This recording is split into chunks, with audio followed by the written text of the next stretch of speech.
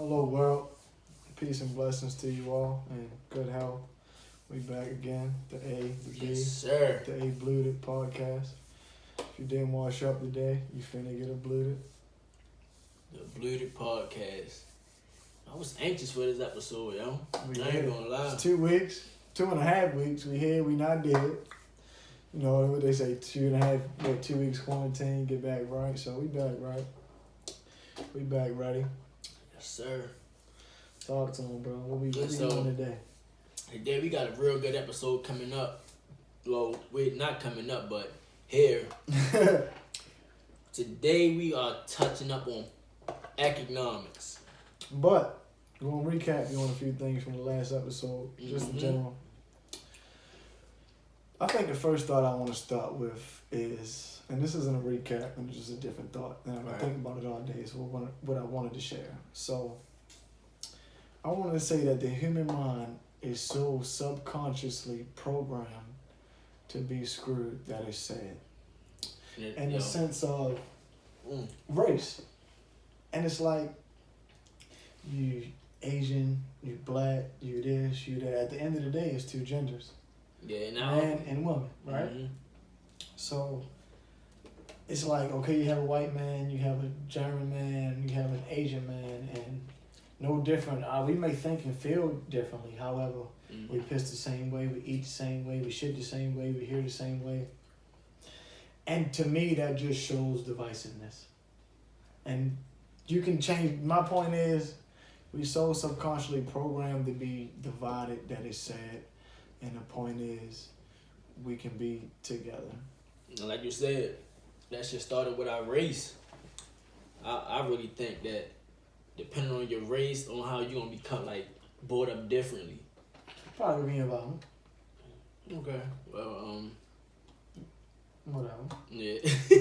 I mean, so however one would see it. Yeah. I mean, that's how I would see it. So. All right. Let me say it. Like, all right, do you think like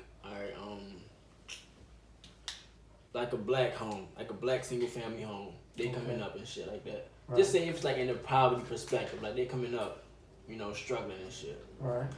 Compared That's to like, right on cue for yeah, us today. I'm about to say, Okay. and so still going into like a white single family home, but who actually bringing in maybe like I guess average amount of money to sustain. Okay, well, I'm going to kick off with one of my first things. 20% of American families have stocks, mutual funds. 20%? 20%, so that's 1/5. Damn. And the average family has $4,000 in the bank. And I mean, what can that get you? Damn. Right, it's 1 out of 5 homes have mutual bonds and money in the stock market. And this source is my book here, Home Records by Aaron Glantz. Bunch of great ideas. Not even ideas, but facts, thoughts to bring to you all today. So that's one of them. Wow, yo, that's sitting on my head. 1/5. 1/5, 20%. Wow, man, y'all got to start investing in some stocks, man. Yeah, and that ain't something that I'm about to jump straight into. You have to, cause like, man, I don't even know how I actually got into stock. I'm not saying I'm really into it knee deep like him, but I definitely learned from this guy when it comes from stock. He done definitely told me some good things about it. For the record, I wouldn't say knee deep. I'm a little something in there. Man, the money you told me you put into it one day, I was like, what? Don't hit me one day like, yeah, bro, I'm good. I just put like $400 in the Robin Hood. I'm like, what? 400? Fucking with this COVID-19 shit, I pulled 200. See, that's tough. Put it That's back tough. in the account because I had a couple stocks doing bad, Yeah. stocks, whatever. But I got a few that's still looking alright. Started with one. I don't know. My shit bad. I think I know one of them that I bought for sure was Atlantica Yield. And this may not be the one that I bought, but I bought one in April 2018 for $20.19 a share. Mm-hmm. And the shit, before all this bullshit, it was at $31 a share. And I had 4 shares. Damn. So that's, I got my handy calculator. And since We on deck with everything. You already know. So 31 minus 19 is $12. So 12 times 5 is 60. So I made $60 on no, I'm sorry, that's 5. So let's do 12. That's 48 maybe? 48. 12 times 4 is 48. So I made $40 on that. $48, I'm sorry. So that's cool. So definitely the stock market is one thing to get into. You know, the rich people control every fucking thing. Which is one point to get to that we need to help levy that. It's almost like, do you think power worth more than money? Like, which one would you rather have? You had to choose power or money. You had to choose. Time out. Before I answer that, I was not expecting for this question. That's an excellent question. But see, that's just in my head. Like, I'm like, I honestly think they coincide. Because motherfuckers, they don't, I guess the first word that comes to mind is respect. Mm-hmm. Or maybe admire. Like, you know, people with money and people with fame is the people that, or maybe the examples that other people make, which is fine, depending on how compared to like natural society to like, I guess like the ones who got like, I guess right. wealth. You want to say like that? I mean, yeah, but which Not also wealth, goes to another one of the points that I had in my book that I wanted to bring up is in every generation there's people who hold their money. Mm-hmm. And wait for situations like right now, a pandemic or a Great Depression, and they save their money and they pounce in. And for this situation in the book Homewreckers, you have people that they jump in, and when the economy goes bad, they start buying a shitload of homes. Mm-hmm. And they profit off of the other people that can't make those like actions or type of forms. I can't even think of how the fuck I want to express it right now, but they basically beat people to the punch. Mm-hmm. And with this, like, it creates financial dynasties, which it advances me to another point that I want to bring up, but I want to jump you in here too. Like, the president, he learned this shit from his father. Who you talking about? Fred Trump. Okay. In the 30s. And this is well advanced, like, than what I was planning to go to, but it's like... It's interesting. Please talk. People, like, they jump ahead. So just before I dive into this, it's just the point that if you have friends, if you have loved ones, like, through times like right now, or just like bad economical times, make a plan to save some money and put some money to the housing industry. Saving is very essential. So, and I'm going to rewind for a second. Steve Mnuchin, if I'm pronouncing that motherfucker's last name, he's the Secretary of the U.S. Treasury. Mm-hmm. Like right now? Yeah, that's the nigga who just cut the $1,200 checks. That's yo. So, he owns... Why the fuck do you look like this? I don't know, but I don't know. It's weird, right? I might have to get up and look. Can you zoom it out? I don't know. I'm about to look. It is zoomed out. What the fuck? Why the fuck did it do that? That's some bullshit. Yeah, Should we that's keep crazy. going? I think we should keep going. Because you can hear us. Yeah. But you can't see us. Oh, well. Technical difficulties. Episode 2. Yo. Damn. That's 8 minutes. I don't know how long it was weak like that. Right. Remember on me. What you think? Niggas always got something. I'm like, alright, we got to record. We had everything. I fucking Zoom. What you want to do? We still alive. Zoom. That's 8 minutes. I'm a little sick. I say keep going. Fuck it, we gonna keep going. Every week gonna... You don't know how long that might have went, y'all. What is Zoom? Yes. That is horrible. Yeah, I think we shouldn't do it no more. That sucks. Fuck it. What's it? We can do? We live again. Oh, we live again. Oh, alright, we back. We back, man. We had man, not even back. We fucking up. But we still learning. So. It's a learning experience, man. Something told me don't stop it.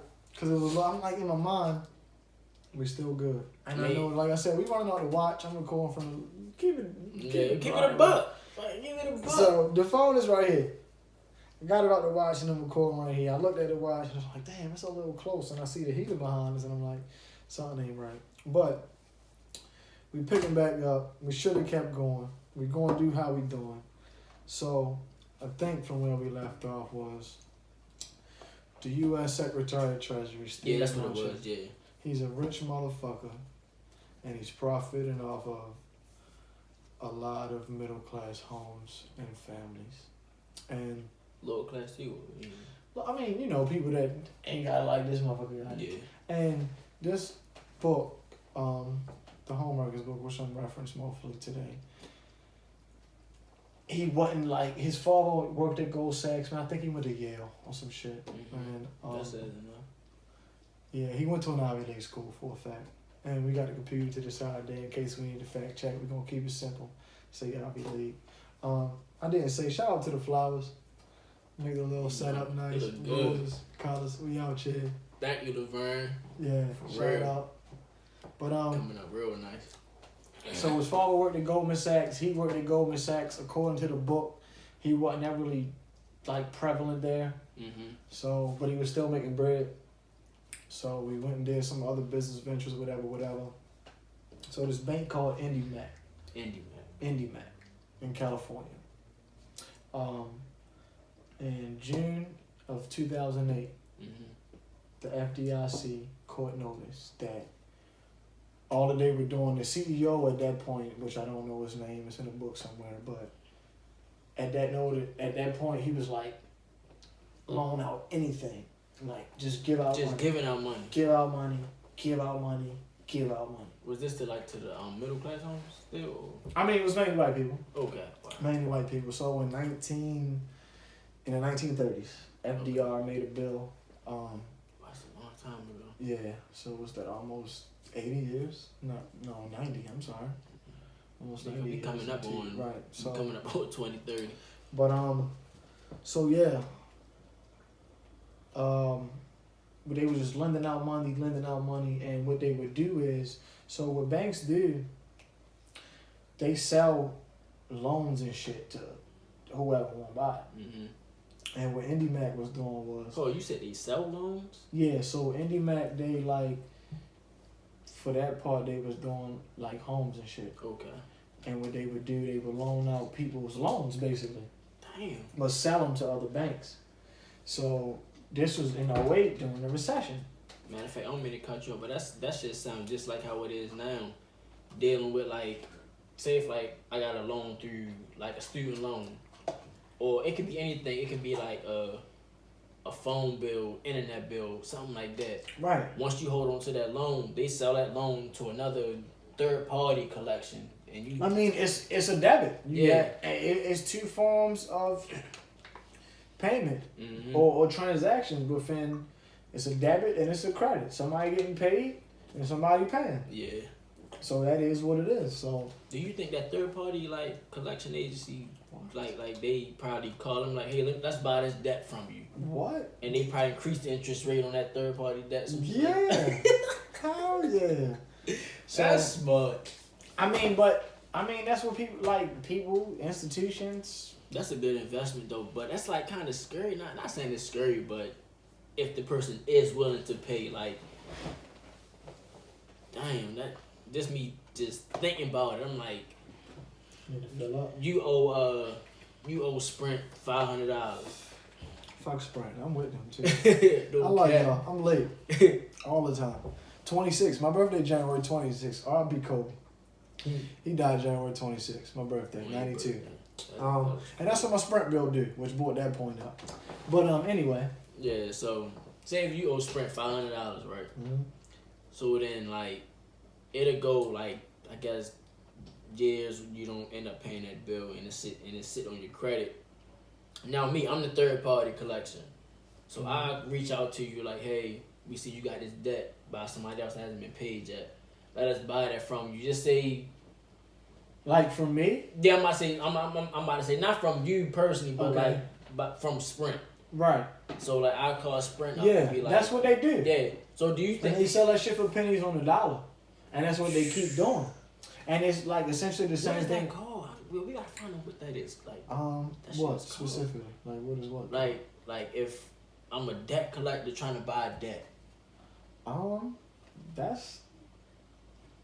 What you gotta look that up? That's. Let me write that That's down. stuff. But Let me write that down. But that's what they was doing. Steve Munchin, he came in with Michael Dell, the Dell computer guy, George Soros, a Hungarian-American guy who's worth like $8.3 billion, according to Google. Just looked it up not too long ago. And Tom Barrack. Tom Barrack is one of the guys. And I didn't know who the fuck Tom Barrack was. I was racing with it. I don't know. Still, I mean, I kind of don't know, but he's another billionaire. Mm-hmm. And when I heard his name in the book, I looked it up. And it was probably roughly a week or so ago, because I just not too long ago finished this book. And when I looked Joe up, which is just like, I don't know what to say, a coincidence or odd, but when I looked Joe up, they had a video of Yo like within the last 2 or 3 days from when I researched it, that he was expecting the housing market to crash this month. Mm-hmm. And I think his company was Colony LLC. And him and Steve Munchin essentially were working together. Okay. So Steve Munchin, he jumped in and bought Indy West. Is it Indy West? Oh shit, fucking lost and shit now. Indy West. Indy Mac. I'm sorry, I fucked the money up.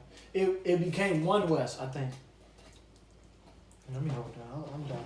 I'm gonna pull the computer up now. Mm. You said it was called Indy Mac? It was Indy Mac. That's what Steve Munchin bought. So the whole thing of looking to the side now, I watch a podcast. Shout out to Mike Tyson. Shout out to Joe Rogan. Hot boxing. We can be on them bitches one day. But I noticed that they got the computer. They fact checking, they referencing all that. So what the fuck was I just looking up? Indy Mac. Indy Mac. So it's no, One West. One West. One West. That's what it became when Steve Munchin bought it out. Okay. So he's just big over there. Yeah. One West Bank, I think. Yup, that's what it is. So it was Indy Mac. Indy Mac was just doing whatever. So when they was basically about to be fired during the recession, he bought them out.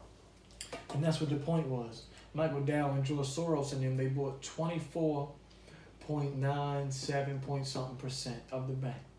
Damn. So when you buy 25 quarter. Right. Sheesh. But when you do buy a quarter of the bank and also the hedge fund, the people that you buying the shit with, they're subject to be audited and observed by the government. Mm-hmm. Yeah, that makes sense. But they bought 25.9, so they not.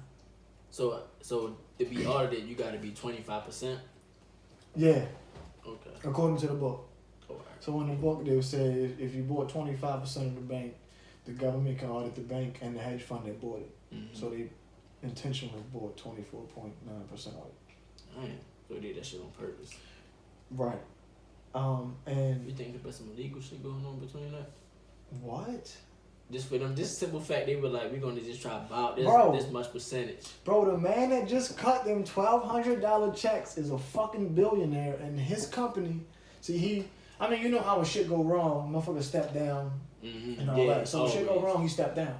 But at one point, him and everybody else involved, they owned 30,000 homes in America. Damn. Right. So let's do some math real quick. 30,000. Let's say, motherfuckers, 30,000 homes times, and a stack would be 300,000. So let's just say 1,500. That's. Is that far as like rent? Yeah. So that's 45 mil.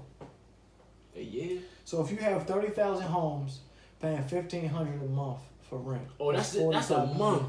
Yeah. 45 M's a month. Yeah. If you charge. Oh my God. Right. So in 2008, the FDIC came for the bank. The public learned the Indy Mac business model was based on selling bundles of loans to investors in the form of mortgage-backed securities. So that was the question he was asking. Mm-hmm. So they just keep loaning motherfuckers money, and just selling to other people. And they the first people that took they gave you the loan made the money off your money when they sold it. Yeah. And what they doing is at that point, which in my opinion is about to start happening now, they jump in and they force these people to foreclose on their homes. And for the most part, the home, let's say, is worth $150,000, and with the motherfuckers that own this shit, the LLC, Limited Liability Corporation, for those who don't know what that is, they own it. And sometimes you can't really tell who's who, whatever. And so with that $150,000, they foreclose on your home. You don't have your home. And after that $150,000, they sell it for $300,000, and the government pays the difference, legal fees, and all types of other fees the government pay for when you buy a bank. Because when banks go bankrupt, the government take over. Then you got hedge funds and rich motherfuckers that just buy them. Mm-hmm. And their program's set up where the government pays you. So when Steve Mnuchin and his group bought these banks, I think it was $1.2 billion. The money that they put into it, the government essentially matched that over time. So over time they put nothing into the bank, and then they start making money. So times like right now when motherfuckers ain't got jobs, they ain't got money, the housing economy, the whole economy crashing. Trash. Right, like these guys are jumping in. So that makes it a scary time, in my opinion. So, and that's the Secretary of Treasury. That's Trump's whole administration. Not to mention, Sean Hannity. That's a Fox analyst. Mm-hmm. He. Oh shit, my bad. He's in parts with him. Michael Cohen, the lawyer that went to, I don't know if he went to jail or not. I know Michael Cohen used to be Trump's lawyer at some point.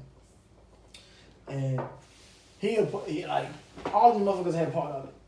So just like, in short, the government, like, not even the government, just the administration of Trump owns a nice percentage of the homes in America. And that's which is to say the rich is getting richer. That shit come with power though. It does. But how can that not coincide? Like, do you think like when I asked you earlier, like, would you rather have power or money? Because I think with Trump, I think he'll still be good without money, but he got a lot of power. Okay, let me answer your question like authoritatively. If I had to choose one, it would be power. Mm-hmm. Cause, and I'm gonna go back to the mind from a subconscious standpoint and just from a mental standpoint. Like, people like flock to that shit. Yeah. Power, like. That's why his goofy ass in the office. Power. Right. Like, which is the money from over time, which goes back to the point of creating financial dynasty, which is where his dad started, Fred Trump. This German bank were helping their immigrants. It was in New York because that's where Trump is from. His father, Fred Trump, in 1933, they were cooking the books and headed for, I guess, bankruptcy to say. Yeah, because I think it was bankruptcy. Yeah, they filed bankruptcy. Yeah, so in federal bankruptcy court, it was a courtroom and a book, according to the book. It was a packed courthouse, and Trump father would show up all the time. To the point where as though he will be studying what was going on. And that's like that's where Donald like gets like, once again, to my opinion, it goes back to the product of your environment. His father is a conniving, lying motherfucker. Mm-hmm. So he go on the courts, and according once again to the book, and which is another source from the book, they says Fred Trump doesn't even offer the most money. He was so slick to the point that he talked the people into giving him all of the, I guess just say money, for lack of a better word. So he took over the whole German company. He would go to the court, and he said he fooled the stenographer into thinking that he was an attorney. So he lied about a lot of shit, or I don't say lied, but he fluffed it up, basically. Try to cover shit up. Because his background was he like built a grocery store or some shit, and he worked there. But he fluffed it up, made it seem like his qualifications, he exaggerated them. And that shit come with power to try to do some shit like that. I mean, so his father was like I guess a builder, an architect or whatever. But that's where it started. Like, and then they built 1,000, 1,200 like homes, like apartment homes and shit.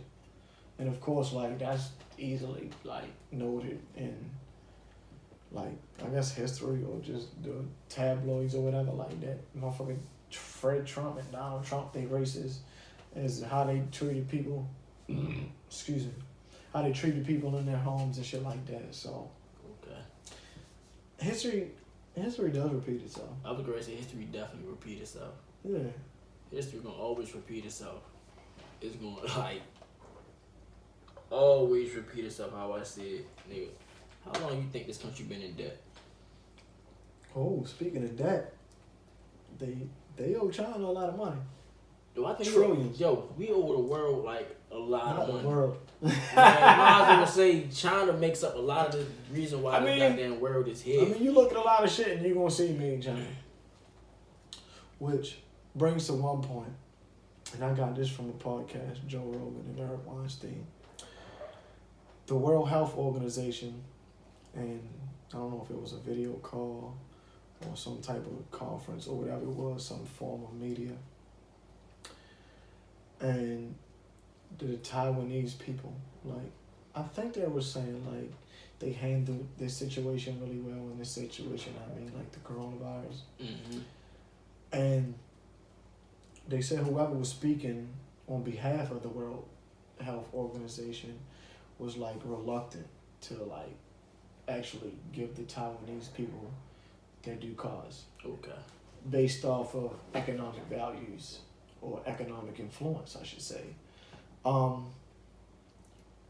They said China has according to Joe Rogan and Eric Weinstein, China has a big influence on the World Health Organization. So they were like reluctant because I think the Taiwanese land or whatever has a part to do with the Chinese. So that was intriguing, very intriguing. That's a great podcast. Check that out. It's 3 hours. That's all I do now because I'm trying to be great at mine. Mm-hmm. What you got for them, bro? Because I feel like I've been rapping too much. Yo, everything you said, yo, like blew my mind. I ain't That's gonna tough. lie. I appreciate it, That but shit- I want to blew listen my now mind. and read that. That shit blew my mind. Alright, so when it come to like economics, he had his topics on politics and just went on from different branches of things of that nature. But like me, I'm thinking economics like 101 type shit. Okay. Just saying if you want to like start a business where money actually really you actually see the value of money is worth and shit like that. Right. Okay. So I didn't write up some shit where like yo, the value of money don't even mean shit to a lot of people. I mean, our dollar ain't a lot in a lot of places. Yeah, like The euro's more than a dollar. basically. Yeah. I think the Chinese yuan, whatever the fuck it's called, I think that's more than a I think dollar. it's like yi or yen or something like that. I think it might be yen. That's Yeah, why they got a computer. That's how I think it's yen. Hell yeah, we gonna look that up. No, talk to him though, bro. Why Yeah, look so this like up? it's different things that make up the reason why we do have economics, basically for real. You got utility, scarcity, transferability. You got different forms of wealth. You got individual wealth, social wealth, and you got like national or real wealth. One Chinese UAN equals 0.14 of the United States dollar. So one of the dollars only equal up to like 14. That shit Fucking 15% of ours. That's sick. And that's right now. So That's sick. So somebody try to bring some money from over here from China. That shit ain't. buy us up. I mean, and that's but you gotta do the currency exchange, and that's when when you give them your money, Yeah. and they give you your money for that shit. So. I found some Indonesian money, right? Yo, that shit was it said I think it was like $100 or $1,000 on it or something like that. And yo, I took it to a currency exchange up Arundel Mills. Yeah, I remember that in the middle of the mall. Yeah, that shit wasn't worth nothing. it wasn't worth nothing. Indonesia, it wasn't worth nothing. I don't know. I mean, so. Well, what I did was, and I didn't even touch on this shit, but I looked up the top 8 richest countries in the world. I know we number 1. We're not. We not? 12. We 12. We're 12. Germany is 18. France is 25. Those are like the most common. Number 1 is Qatar. And this is off GDP. It's in the, like, around the Islam shit. Okay. And that's not cool to say. I apologize to Islamic people, but in the Arabic area. Okay. So Qatar's first. Macau. That's a province, and I thought this shit was interesting.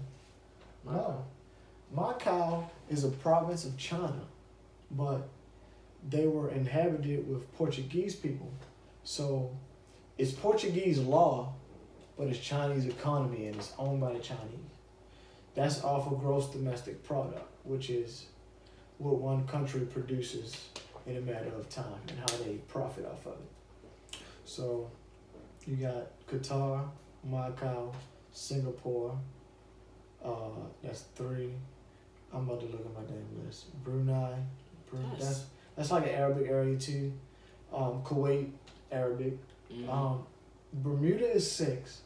And Bermuda is interesting. I'm gonna go back to it. Bermuda's 6. The UAE, the United Arab Emirates, is 7. That's where Dubai is. And the Norwegians are 8th. This is according to the 2017 GDP. Okay, so that ain't. So 3 years ago, but they do it the following year, 2018. Yeah. So, Bermuda as the 6th richest economy, they charge their citizens roughly $11.4 thousand a year on healthcare. And that was the one thing I looked at. That's like one citizen just like paying $11,000 a year. Just one. And that was the one thing that I wanted to look up is how many nations afford healthcare to their citizens. So I mentioned, and the whole 8 thing is for COVID.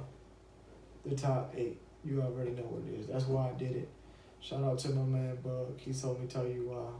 Hope you watch, bro. I think. Yeah.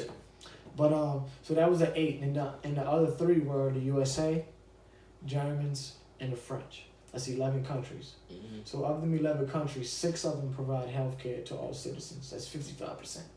Of course, the shitty ass USA, we're not a part of that. I would say we definitely not. That intrigued me because I wanted to see how many countries that are really profitable or economically sound that provide for their citizens and they're still successful. Mm-hmm. To me, which says a lot. Which, in my opinion, other nations can model shit after that. Like, why not? So that was just intriguing to me to look up what countries do that. And even from like some of the notes that I've took, like it was from a religious perspective, what type of religion they follow. Like some countries don't have an official religion, like France and Germany. Do you think they got just like, I guess it's just a mixture. I'm about to say yeah, but it's like a mixture of like different, just like us. You got Muslims here, you got Christians, you know, Buddhism, whatever. But in the Arabian Peninsula, that's like heavily influenced by Islam, and that's what they practice. And like that type of religion, like trickles down to the lifestyle. So in Qatar, the richest country in the world, like drinking is frowned upon because like from a societal standpoint there, mm-hmm. they don't do that shit. But like those rich countries, Dubai, Qatar, like the people travel to, like the motherfuckers that travel, of course they want to drink. Like we somewhere we ain't never seen before. We try to get fucked up. Right. No cap. So that was just one of the things that I wanted to bring under this topic as far as economic goes. So that's tough. Yeah. That's definitely tough, bro. And to the viewers tidbit, we came in, we pick a topic, and we don't share nothing about it after we pick the topic. And we just I'm about to say, we just come up upon our own notes. We come up with upon everything we gonna say. Like I don't know nothing. He's gonna say he don't know nothing that I'm gonna end up saying. Which makes it interesting. I don't know if we even should have told motherfuckers that, but I don't know. I don't think we should have, but shit. fuck them. Yeah, we still love y'all. Oh shit. Oh yeah. Talk to him, bro. But yeah, bring me back up to my top as far as economics. Man, we got different ways of how economics is actually grown, how it's shown. But like you got utility, scarcity, transferability, you got different forms of wealth. You got I don't mean to interrupt, but what's transferability? Transfer. That's basically like you got a goods or something like that item, and you got to make sure it can get to people for real. Okay, so that's logistics. Basically. Okay. Basically, that's the only thing. Basically, yeah. Okay. And so you got forms of wealth. You got individual wealth, social wealth, and you got national or real wealth. If you're trying to think what national real wealth is, that's like, I guess, if like how you said you was talking earlier about owning a bank or something like that, something that like your money is coming from different nations, different countries or something like that. Which is what they do. Yeah. And like so, banks here, like they sell people's loans overseas. Damn, And that's the whole thing, like with the housing market. And one of the personal references in the book is this lady named Sandy Jolly. And she's actually certified by HUD now. Housing of Urban Development, for those who know what HUD is. Her parents, so reverse mortgages, that's kind of like a lot of what this book talks about. So the shady industry of the reverse mortgages, they go to the elderly people and talk them into signing reverse mortgages. And how it starts is they give them a lump sum. And Sandy Jolly's parents specifically, I think it was $81,000. Her father was a veteran, and I forget what her mom did, but they were like deteriorating from dementia. And some dude came up and talked them into reverse mortgage, and that was under IndyMac, which is Steve Munchin's bank, which he bought, but he's no longer a part of. I forgot where I was going with this, but it's the point that I want to make with this is, once again, like if you have friends, like save your money and invest the shit in something good. Like be a part of where the wealth is, and that's in home owning. So, black folks, we don't own a lot of wealth as far as like the percentage wise, as far as like compared to, I guess, like you want to say white or whatever race you want to say. Right. I mean, which is white. I mean, based off statistics. Yeah, and so like they actually buy our wealth, so we can't own a percentage of that wealth. Right. That's essentially what the fuck I'm saying. In my point. So and that shit is like sickening, yo. So it's almost like they got us black folks fighting over our own wealth, which is still not even our own wealth because they still. I mean, and not even like homes, but they own every like type of land you can think of. Malls. Of course, we all know Trump was in casinos. They own so much, which is a different piece of properties. shit. Like how you said when you said Trump owned different what you said 30,000 properties. Well, he's a part of motherfuckers that own about 30,000. Him, his Secretary of Treasury, Tom Barrett, those type of people. Like they're all a part of that. So that's crazy, and we can't get a piece of that now. Say if I wouldn't say can't. Yo, it's just that our people, and that's a whole subconscious racial thing, which is the sad thing. But like, people that are not privy to it, and they need to be, and like they need to be privy, and they need to be prepared, and they need to study it. Which I need to study. We all need to study. I know, like if you think about it, yo, black folks, yo, we don't have like our own economic base. We don't at all. And so like, by me saying that, if you go into like a black community, these corner stores, liquor stores, whatever the case may be, whatever store you go into, they owned by Chinese, Pakistanians, they owned by different people. So that go by me now. Just say if a black person owned one of them corner stores. Right. Imagine how like them thinking if they lived in that same neighborhood, like that corner store right across the street from my house. It's owned by Chinese, and so imagine if a black person from this community that owned that. Imagine how much money you think they can probably put into like the community. Right, on some nip shit. Yeah, right. Imagine how they can actually make this community grow. Makes you bring a friend of mine brought up to me something called the Black Wall Street. Mm-hmm. I forgot what she was told me. Was it in the Midwest somewhere? Yeah. I'm about to say it was like in the Midwest somewhere. I forgot exactly where it was founded, but she was telling me, and so it like Tulsa, Oklahoma. Yeah, wow, exactly. And so like it was a whole bunch of black people who lived together, and that in Tulsa, Oklahoma, it's not that big at all. It's not Tulsa, not that big at all. Personally, I wouldn't fucking go to Oklahoma. What the fuck is it? But I watch the Sooners play. Yeah. Shout out to I'm an LSU fan. But shout out to that's the only fucking reason I would go to Oklahoma. Like at all. But yo, just imagine if from Tulsa, Oklahoma, when the Black Wall Street started, that like it grew from like Oklahoma, and it just passed on around the country. But they wasn't gonna have that. Exactly, back in that times, they said actually like the white folks actually like burned it down. Not to deviate from the whole topic though, but what the fuck would it take for black people, and this is another like, I hate to do that, but what would it take for black people to really like come together? Man, I mean, you think like when they and like on some Chappelle shit, let everybody get reparations and you let all the black people get rich, but it's like, I think me personally, I think that's more so like that will go back to once again, product of your environment thing. Yeah. Like where your mental thing is, like where your brain is. For us to get out of, I guess, poverty or how we stuck in the time we in now when it comes to like, yeah, way to say it. Yeah. I don't think that we can, because that brings me up upon everything I stand upon. Everything is a choice. Okay. A lot of black people want to be stuck in poverty. Because just why do you say wanna? Yo, just I wouldn't say wanna. Me how I see it, a lot of black people want to be stuck in poverty. Look at like the benefits that they really sold from the government. Like they know like for a fact if like I guess like a regular female bring in $25,000 a year. Imagine how much food stamps she can get living on a base income home.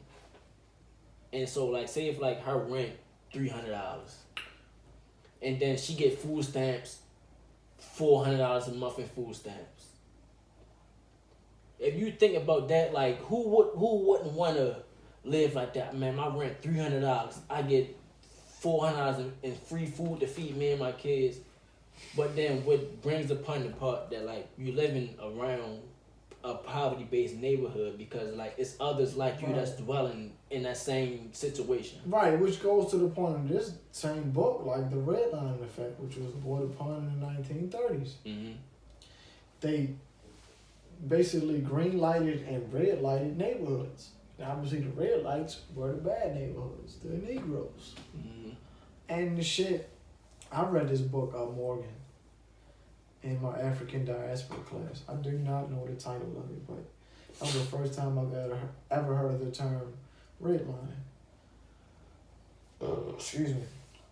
And and that's like, and that book talked about how they started doing it in Chicago. And we all know Chicago is one hectic city.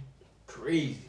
But I watched this, I don't know if it's a podcast or interview, but it was Iman Shumpner on that. That shit was lit. Shout out to you, Iman. I think that was Vlad TV. It was. It definitely was. Yeah, Vlad TV. But the whole red line thing is sickening.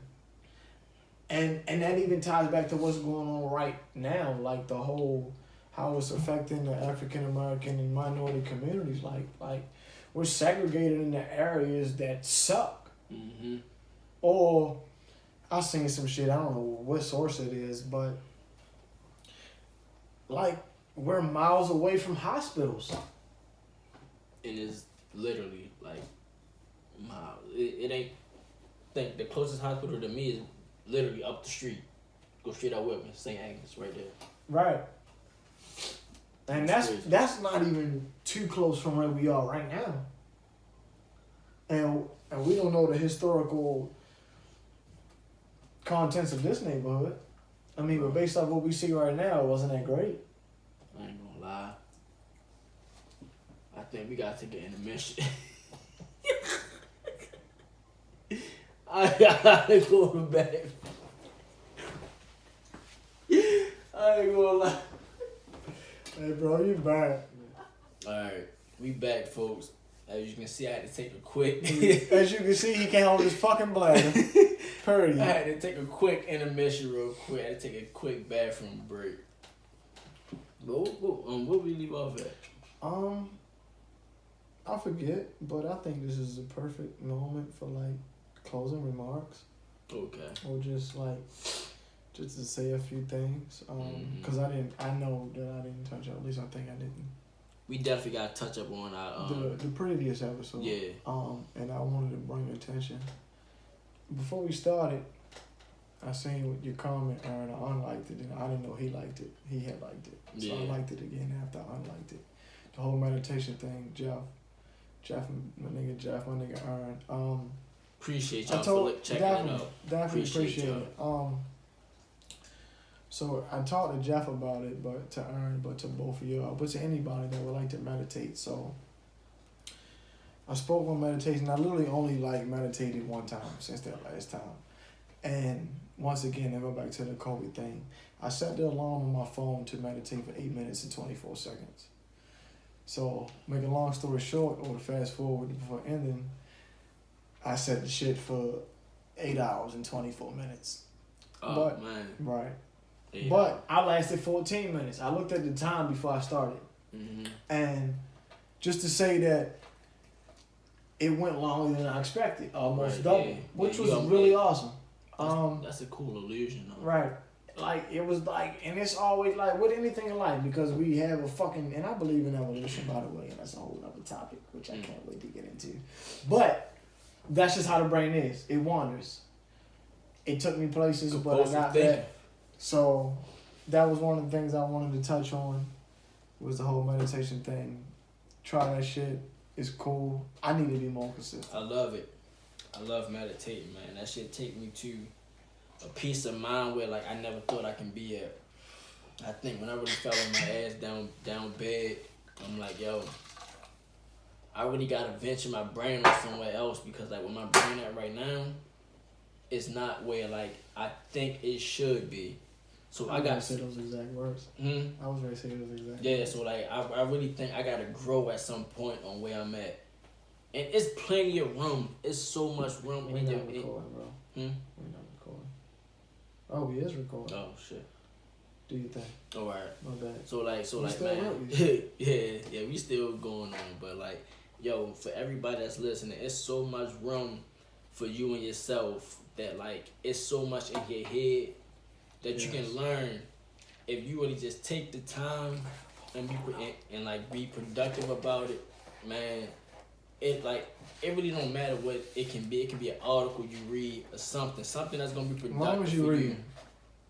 Because me reading, man, I done fell in love with reading just not too long ago. I want to say around my birthday last year. I started really getting into reading maybe Tell them when your birthday is, bro. Birthday September 19th. September. So, September 19th. That's the 9th month of the year. I started reading the 11th month of the year. So I didn't even know this motherfucker beat me to it. So I started reading. So I say, man, I got off social media, took a social media break, and I really took a lot of time for myself. Definitely. You definitely got to take time for yourself, because you start to see in the 24 hours that we have in each day, that I don't know. How much time do you spend for yourself?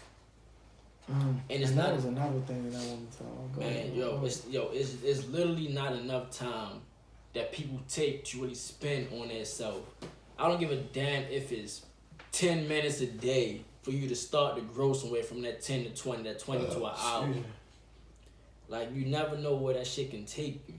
You literally never know where, by you trying to learn something each day, No, you know. Because if you're consistent with it, it's going to take you where you want to be. That's just like sports. Mm-hmm. And I'm going to go back to Kobe once again. Yeah. My man hoops in the gym every day. You can't not bust niggas if you're in the gym every day. You're not going to be a scrub if you right. He was in there early. You're not going to be in a scrub. Early. You're not going to be a scrub in the gym every day. Which this is an idea I had that I wanted to bring to people. Share one quote with the book that we're currently reading right now. I'm reading The Shallows by Nicholas Carl, What the Internet is Doing to Our Brains. And the one thing that I wanted to share was, it's on page 76 for those who might read it. As the book came to be the primary means of exchanging knowledge and insight, its intellectual ethic became the foundation of our culture. And what that means to me is, it's like, as it says, like the means of exchanging knowledge and insight, like this is how we become better people. Mm-hmm. It's a plethora of other ways, of course, to become a better person, to whatever it means to you, but I think reading is one of the ways, and this shit is fundamental. It is. If I can't say it any better. Like it is. It's so much that you can learn from reading that you can't get from nowhere else. Definitely. It's literally not like. I mean, it's research and history all in one. Cause like yo, you literally can't go to school and learn about something that you're not really supposed to know about. Just saying, economics.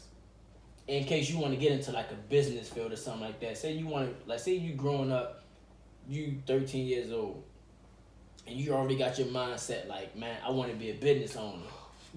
Ain't no middle school going to be like, yeah, we got a business class for you right now. Fuck no.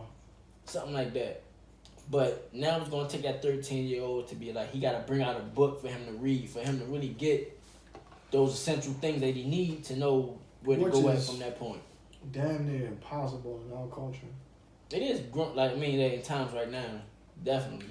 Like, which is the subtitle of this book, what the internet is doing to our brains. Like, our kids these days, they want to fucking look at YouTube all day. Mm-hmm. And they looking at shit that ain't informative.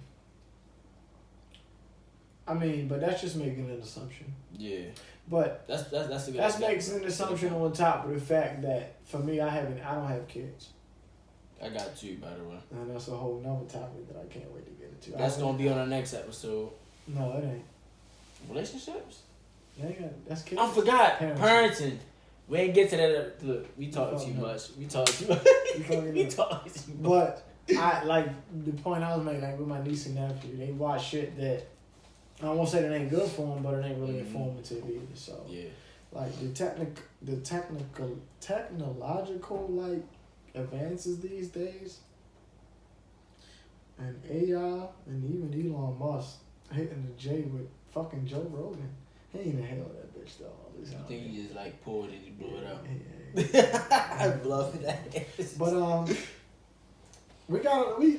we've came a far way at humanity, and we got a far way to go. Like, and which goes back to what I said earlier, like the whole race thing and all that bullshit. Like, we need to really come together. Like, and you have your as we know it, your white people that are entitled or think shit, but that's like they're just subconsciously programmed to like think like that. And this shit is disgusting. It is.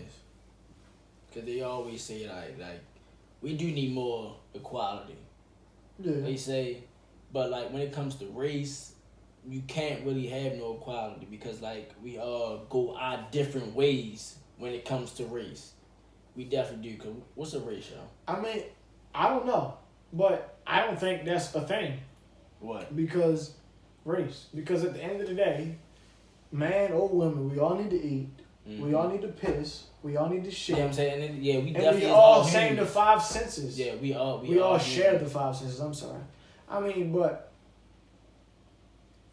we're deviating from our point, so which is cool. It's nice, but we done went a while. We should probably close. All right, cool. Take us home, bro. All right. We want to thank y'all for bringing y'all here today. The Abluted podcast, man. We definitely appreciate if you got to this point Cause I'm washed. Definitely, yeah. If you definitely get washed, abluted. If you got abluted today, Definitely. So man, yeah, for real, I definitely did. I ain't gonna lie, bro. You told me, yeah. What you told me today was definitely interesting. I mean, I wanted to bring that to everybody. It's definitely interesting, bro. I probably gotta do some research on my own about the whole. Look whole up Trump Steve Mnuchin, phone. y'all. Look up the U.S. Treasury. Fuck him. Look him up though, Steve Mnuchin. Yeah. Hey. But nigga spilling liquor. Can't hold his bladder. Appreciate y'all. Man, we Peace and definitely blessings. appreciate y'all, man. We Good hope health to everybody. We definitely hope everybody stay safe out here. Man, we just hope that through all this tough times, everybody stay cool, stay good, stay home. Definitely wash your hands, man, because, man, prayers out to Carl Anthony Town. That man just lost his mother because of this virus. And we not going to take this virus serious until it's a loved one of our own that really... That's a whole nother time. Yeah, like, until it's like a loved one of our own that get affected by this virus and they can't contain it. And that's when niggas gonna start sitting home. And so from that point, that's when like we gonna really start hitting home and be like, yeah, man, it's time for me to chill, sit out, whatever the case may be. So yeah. everybody. So the heart on that last episode was 2 weeks and like 3 days ago. We feeling good. We feeling great. Mm-hmm. We wanted to do this shit. Great information. Shout out to you though, bro, because you're an essential employee. How that feel? We some essential employees. Fuck that shit. And we out.